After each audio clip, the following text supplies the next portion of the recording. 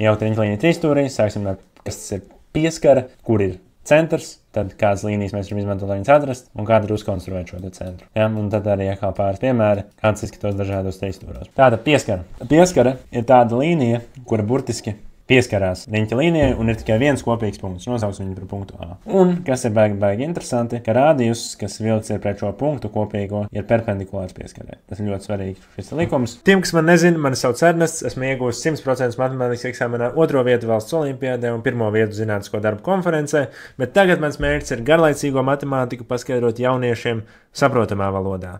Šajā video es paskaidrošu šo tēmu. Un dodamies apakaļ pie video. Uz riņķa līnijas centrs O un rādījus R. Un tad ir šī te vēl viena tāda pieskaru īpašība. Tad, ja mēs novelkam no viena punkta divas pieskaras, punkts A un punkts B, punkts O un punkts M, šādi te.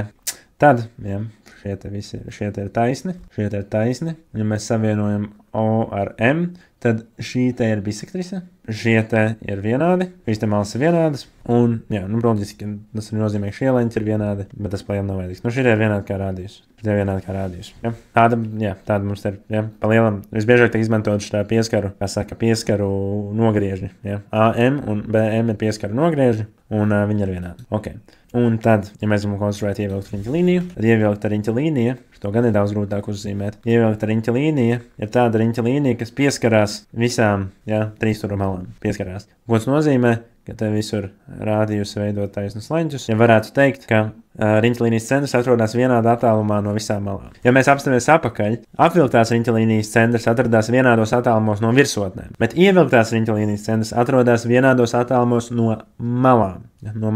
Ja, un te mums arī ir tas riņķa līnijas centrs. Un kā mēs varam atrast tādu punktu, kurš atrastos visi vienādos attālumos no. Te mums nāk palīgā bisektrise, jo, kā izrādās, bisektrise ir tāda viena baiga labā īpašība. Ja mēs novelkam bisektrisi, tad jebkurš punkts uz šīs te bisektrises, ja es būtu tikai precīzi uzzīmējis, jebkurš punkts atrodas vienādos attālumos no abām šīm leņķa malām. Ja tu esi ticis šī tik tālu un tev tas likās noderīgi, tad būšu ļoti pateicīgs, ja tu uzspiedīsi pogu abonēt jeb subscribe, lai es varu turpināt palīdzēt tev uzlabot savas matemātikas zināšanas. Tas nozīmē, ka jums ir dots random trīsstūris un mums vajag dabūt centru, tad mēs uzzīmējam bisektrises, bam.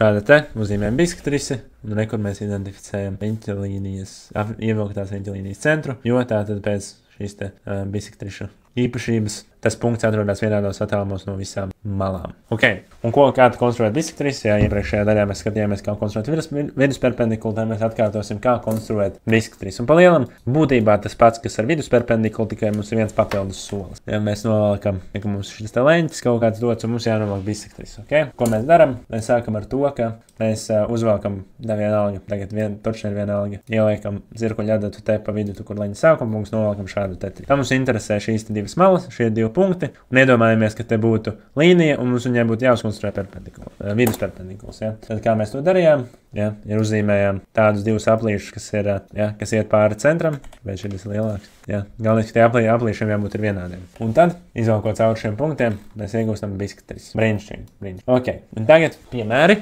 Apstīsimies, kā tad izstās visi trīsstūros. Ar šaurleņķi mēs jau skatījāmies. Bisektrisis viss smuki atrodas trīsstūra iekšpusē. Nav par ko uztraukties. Ja, bām, mums ir šie rādījusi. Ja, un viss notiek. Centrs mums ir centē. Vai tu zināji, ka es tieši šim video esmu uztaisījis treniņu uzdevumus un atrisinājumus? Ej uz school.com/matemātika un pievienojies pilnīgi bez maksas un iegūsti īsts video treniņu uzdevumus un atrisinājumus par visām tēmām, sākot no 7. klases līdz pat vidusskolai. Iespējams, nākotnē būs arī citām klasēm, bet dodies uz school.com/matemātika vai pirmais links aprakstā. Tad platleņķa trīsstūrī šoreiz nebūs ārpusē, un bisektrisis vienmēr krustojās iekšpusē. Šāda te. Bām, kur visi rādījusi. Viņi ir vienādi.